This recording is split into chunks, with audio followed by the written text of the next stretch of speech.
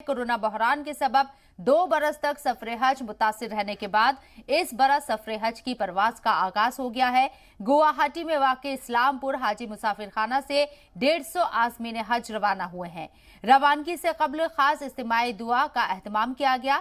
दुआ में आज़मीन हज के साथ साथ हज कमेटी के अराकीन भी शामिल हुए और फिर हाजी मुसाफिर खाना से बस के जरिए आज़मीन हज को एयरपोर्ट के लिए रवाना किया गया।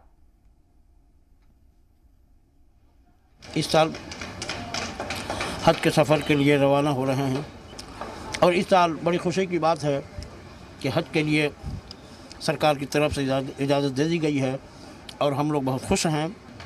और मैं दुआ देता हूँ कि परवरदिगार हमारे इस मुल्क को सलामत रखे और अमन और शांति सुकून अता फरमाए। आमीन सुम्मा आमीन। ये तो मैसेज बहुत ज़्यादा किया, अच्छा तरह किया है। कैसा लग रहा है? बहुत अच्छा लगता है। जो लोग हज जाने के लिए कवर हेड है वो उन लोगों को हमेशा और मैसेज भेजता है और वो लोग इसी तरह हमें आता है।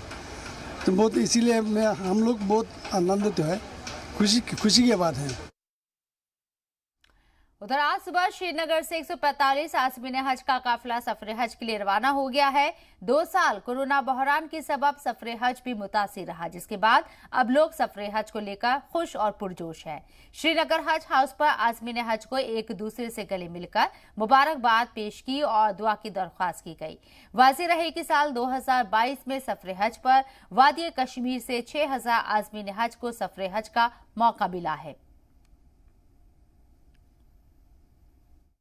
मुबारकबाद देना चाहता हूँ सारे आज़मीन हज को जो इस बार पूरे देश से जा रहे हैं, खुसूसन जम्मू कश्मीर से जो जाने वाले हैं उनको हमारी तरफ से बहुत बहुत शुभकामनाएं, बहुत बहुत बधाई।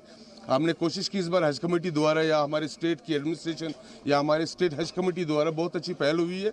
जो पिछले वर्षों कुछ चैलेंजेस आए थे, चाहे अकोमोडेशन के द्वारा हो या फिर एक्सचेंज के द्वारा हो या फिर लगेज के द्वारा हो, उसको हम लोगों ने कोशिश की इस बार ना हो और एक अच्छी पहल हुई है। आप देखते हो यहाँ पे आज जम्मू कश्मीर में किस तरह डिसिप्लिन का मुजाहरा हो रहा है। मेरी हाजियों से गुजारिश होगी कि मेहरबानी करके जिस तरीके से आपने जम्मू कश्मीर में अपना डिसिप्लिन रखा, बाकी विदेशों में भी आप ऐसे डिसिप्लिन के साथ रखें ताकि अपना देश का नाम रोशन करें। बहुत खुशी हुई है, 2 साल से इंतज़ार कर रहे थे इस मौके का। अल्लाह ताला ने आज बुलाया वहाँ पर, तो बहुत बहुत खुशी है इस चीज़ की कि हमें वहाँ का बुलावा आ गया। आज बहुत खुशी है इस चीज़ की।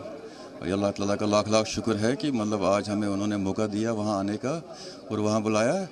हमने 3 साल से हम भर रहे थे फॉर्म, 3 साल से किसी न किसी वजह से हमारा वहाँ बुलावा नहीं था।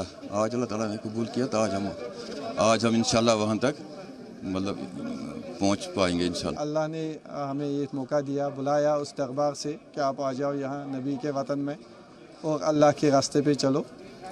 मैं 2019 में उम्रा के लिए गया था, उसके बाद ये बंद हो गया सारा।